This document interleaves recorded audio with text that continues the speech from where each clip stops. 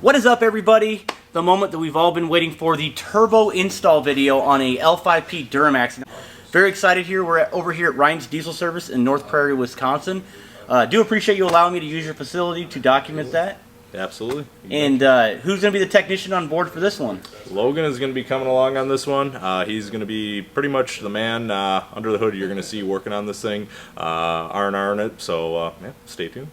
Yeah, very much so. So make sure you watch the video from start to finish. You can't miss anything. I don't want to mess this job up, fired up, and then you know, we got a coolant dumping everywhere. So just make sure you pay attention to the entire video. But other than that, again, I do appreciate you watching the channel. Stay tuned. Give us a quick walk around on the new L5P Turbo and sort of your little touches that you do in order to make it sound so amazing. You betcha. So basically our L5P turbos, they're going to be a 64mm compressor wheel. One thing we did do on the exhaust side as well too is we did open it up. We actually put a larger turbine in there. A lot of guys weren't doing that. All they were doing was machining out the compressor cover, putting in a billet wheel, and calling it a day. We wanted to try to drop the drive pressure as much as we could. It's gained big horsepower numbers. So what we did was we actually machined out the exhaust side, got a custom made turbine wheel that's going to actually fit in here. This is a 10-blade turbine wheel. Also at the same time we went and upgraded bearings that were in here, the thrust. All L5P turbos will always be a brand new unit, no core charge, you'll keep your old unit. We're really excited. We're going to be doing some testing here in the next coming weeks, and we're excited to see how they work out. Gotcha. So first we're going to go ahead and remove the negative on the batteries on both sides. Logan's doing the other side right here, because there is two batteries, guys, so one on the driver's side, one on the passenger side. Just disconnect them. We're going to be disconnecting a lot of wiring harnesses and clips. All right, next we're going to go ahead and remove the air intake system. The ductwork that goes to the turbo mouthpiece.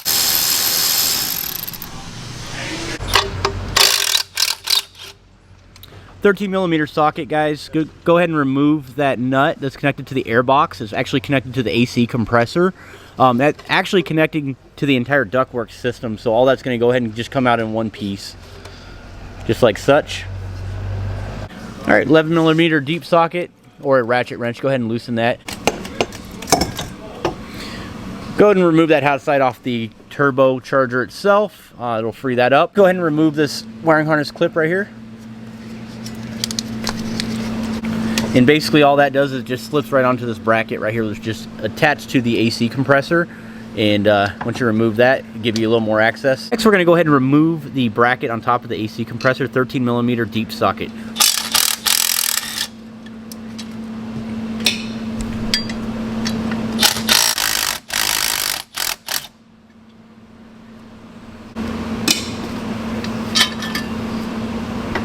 Next we're going to go ahead and remove the turbo mouthpiece.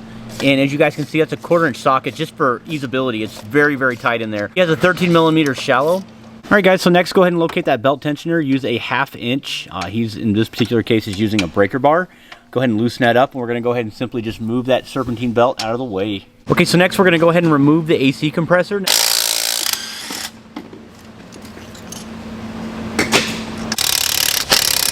All right, guys, so we removed 3 bolts here. Actually all 4, but definitely remove these 2 right here. This one right here we're not going to be able to remove completely because it's going to hit this line right here. It's pretty much loose where it's sitting right now. And before you remove the AC compressor, obviously you want to disconnect these electrical connections right here. Pick this thing up and attempt to move it around that line.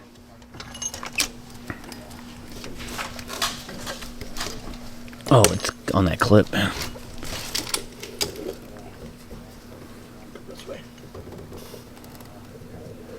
Now, as you guys can see, once we remove this, we have definite access here to the YBridge, and that's why we had to remove that.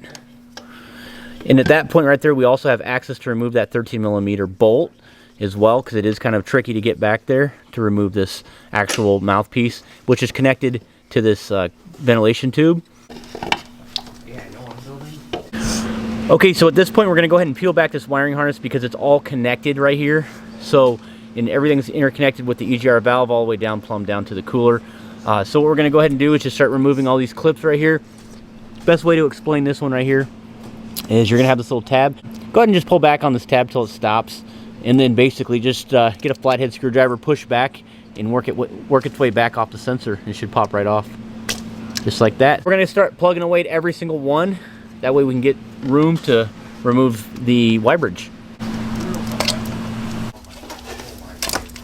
All right, go ahead and pull that back. Try to get it out of the way so you can get a little more access. Of course, you want to disconnect that signal wire off the back of that alternator. So go ahead and peel it back, and this is where we're at. 13 right there. 13 right here. All right. Okay, so go ahead and remove those 2 bolts right there. It's going to be a 10 right there and a 13 on that side. Just go ahead and pick up on that, move it out of the way. All right, guys, so at this point right here, we're going to go ahead and remove the 10mm bolts that are holding down this Y-bridge right here. So you're going to have 4. So you're going to have 2 here and, of course, 2 on the other side. Make sure you guys have some swivels in order to reach around the other side there. It's going to come in really handy. And, of course, you guys can see here, it is U-shaped, so it's going to connect down to here as well. Again, 4 10mm bolts, 1, 2, 3, and then 4, which is on the other side. Make sure you use a swivel. We're going to go ahead and work on that right now. You're going to have this collar right here. Make sure you move it counterclockwise just a little bit. You don't have to go all the way. And then this is also going to be connecting to a 13mm right here bolt. So just make sure you remove that, because that right there is obviously bracketed to the charge tube here, which is right here. Move that out of the way. I have a little swivel to them, so.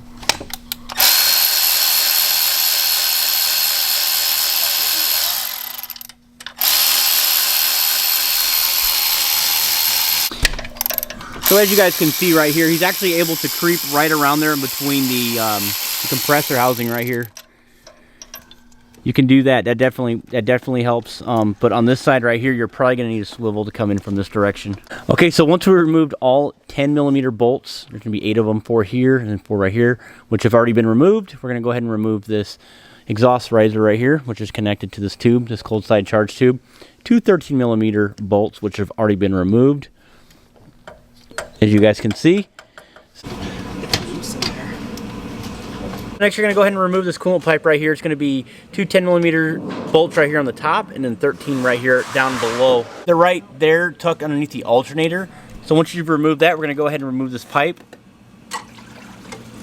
There will be some coolant draining out of that pipe, so make sure you have a drip pan on the ground. This whole system right here is actually a catalytic converter.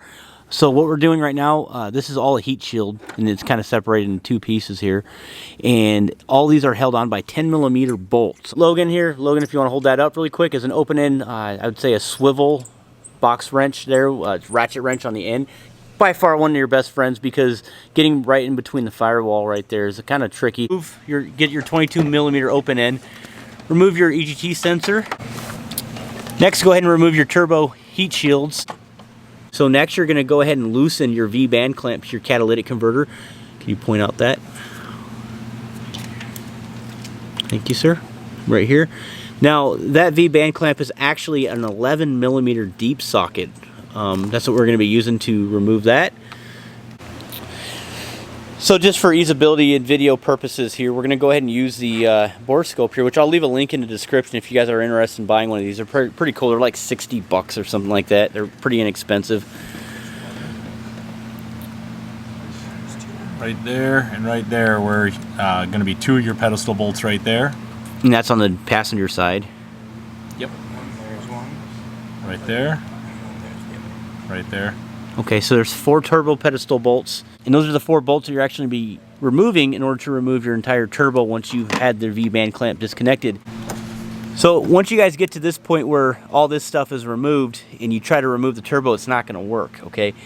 There's a little small tricky bracket you're going to have to get to on the passenger side, which, as you guys can see, is displayed here. There's like no way to video this, so it's a lot easier just to show you, okay? So if you look behind the turbo, this is your downpipe right here. This is actually connected to the catalytic converter. And here's going to be sort of an L bracket, all right? 4 13mm bolts. Go ahead and remove those. Remove that bracket, and you guys are going to be on your home stretch removing that turbo. So at this point right here, those have been removed. Now we're going to be able to remove our turbo. You know what else we can do on the other one? So at this point right here, you're going to go ahead and set the turbo back just a little bit, and you're going to see this little coolant line right here. You want to go ahead and just go all the way down to where that coolant actually meets the turbo here. This little bolt right here, you're going to go ahead and remove that. It's a 10mm. Go ahead and remove that, and that's going to free up your turbo.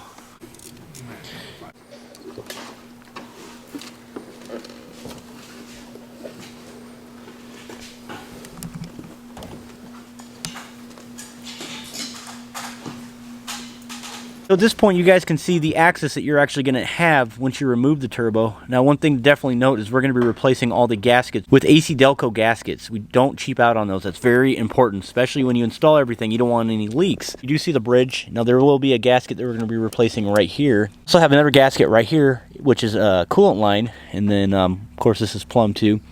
You guys can see this tube right here that's connected to the Egr Cooler is disconnected. You don't have to do that, but it did make life so much easier just for a little more access, and besides it's only 2 bolts, so it's really not that big of a deal. So we're going to go ahead and put that back on. This is your oil drain right here, and which will receive a gasket. And then last but not least, this is your oil drain tube right here. We're going to be installing the gasket right here, but this will actually be connected to the tube, and then we'll bolt that down. So really quick, bridge, oil here, and then your coolant line. What you're looking at here is the oil drain tube, which is plumb right here to the bottom of the turbo. One thing that I'll note is when you install this new gasket, it is a very interesting system. These are actually rivets, as you guys can see. When you guys install the new gasket, what you're going to want to go ahead and do is pound the rivets out in order to line the new gasket on. You're going to want to punch about yay in diameter, and you're going to simply go ahead and just pound those out. And then once you do that, you're going to line the rivets back in with the new gasket, and then just tap these in until they lay flush, and that's it. That's the preparation on that. These are your return and feed lines right here, but just pay close attention right here. These O-rings right here on these bolts, these are actually going to be installed. You install the tube back on the turbo. So that's it, guys. That's how we're going to do it. That's the preparation of the turbo. Let's go ahead and get after it. So prior to the install of the turbo, we're definitely going to pre-game this now. Very crucial piece right here when installing a turbo is pre-oiling it. You don't want to start the motor when it's completely dry. You're going to run into the risk of actually destroying the center section. I'm going to have Ryan explain to us the pre-oil procedure as well as the vane position sensor relearn procedure. Gotcha. So the one thing you're going to want to do, once you have the turbo dropped in there, this is going to be your feed for the oiling for this turbo on these L5Ps. Get everything all bolted up. Make sure your drain is bolted up to that block itself. You're going to want to go take an oil can, kind of stick it down in there, give it a good couple squirts. If you're buying a unit from us, we really pre-oil these. As you can see, I mean, we even got oil running out on the table here. We really pre-oil these very well, just in case guys run into issues or forget. But we always recommend take your oil can, stick it down in there, give it 3-4 squirts, let it sit for a couple seconds. You know, same thing one more time. Then you can go ahead, hook up your feed line, you'd be good to go. Once you're ready to start the truck, we tell guys, start the truck. You're going to want to let it sit there and idle for 10-15 minutes. At this time, you should be looking for oil leaks, drips, coolant leaks, etc. Make sure everything's all sealed off. You don't have any drips coming out of it. At that point in time, once you're done, you can go ahead and take the truck out for a road test the truck around the block, come back, again, double check for leaks, drips, and that sort of thing. At that time, it's also a good time to top off your coolant, get the reservoir back up to full. After then, or prior, depending on what your access is to a scan tool, you're going to want to do a vane position relearn. On these L5Ps, you're going to more than likely need to go to a dealer unless you have a really sophisticated scan tool. You need to do the relearn of the actuator, so we always recommend on a brand new unit. That is very crucial. Most GM dealers, or I should say all GM dealers, are able to do this. Some independent repair shops will be able to. Unfortunately, your cheaper scan tools are not going to be able to do the relearn that you need done. Again, though, I cannot stress how important that is to make sure you do this, especially with these L5P turbos. You're going to want to get that done.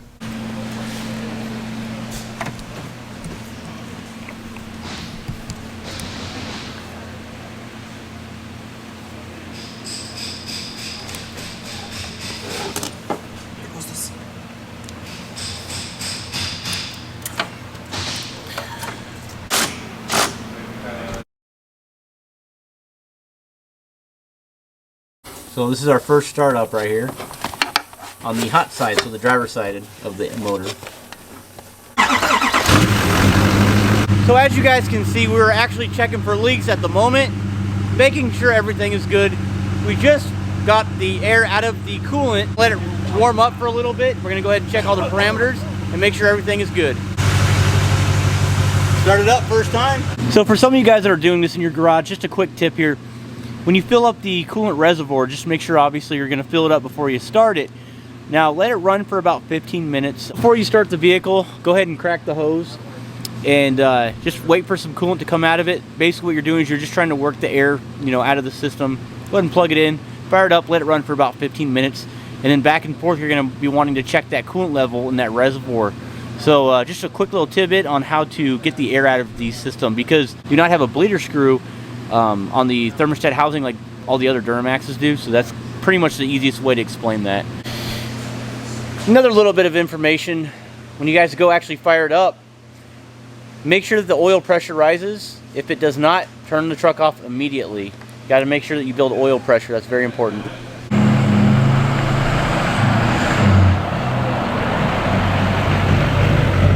Alright guys, so not to leave you on suspense, but I will be posting a video directly after this one right here, and it's going to be the startup. I'm sorry about that. I hate to leave you on suspense. That's exactly how you install a L5P Turbo from Ryan's Diesel Service. I did hear the turbo, and it sounds absolutely amazing. Oh my goodness, this is by far the loudest turbo whistle to date recorded in history on an L5P ever. Alright, ever. So you guys gotta watch the next video. It's kind of a big deal. So Logan here is the technician. Now he was the one that was humping and making sure that this was completely done, working quite a bit, very diligently, just getting it prepared and done here. Overall, Logan, how did the install go compared to some of the other trucks that you've worked on? And what was one of the hardest, I guess, parts of the install that you had problems with? I think overall I'm pretty good. It's really different from all the other Duramaxes with just everything that's involved with it, having the cat right on the back of the exhaust housing.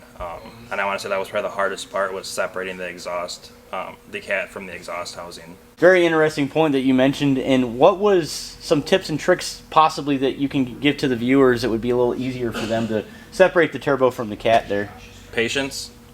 Making sure that you have the two L bracket bolts off, because we definitely missed those, and really just taking your time and not going ham on it, because you can break stuff. So you guys heard it from the man that did it. We're gonna go ahead and get back to work here. Now make sure you stay tuned for some more amazing videos. You guys cannot miss out on that startup video. It's gonna be a huge deal on the channel. Other than that, guys, I do appreciate your time as always. Thanks for watching, and take care.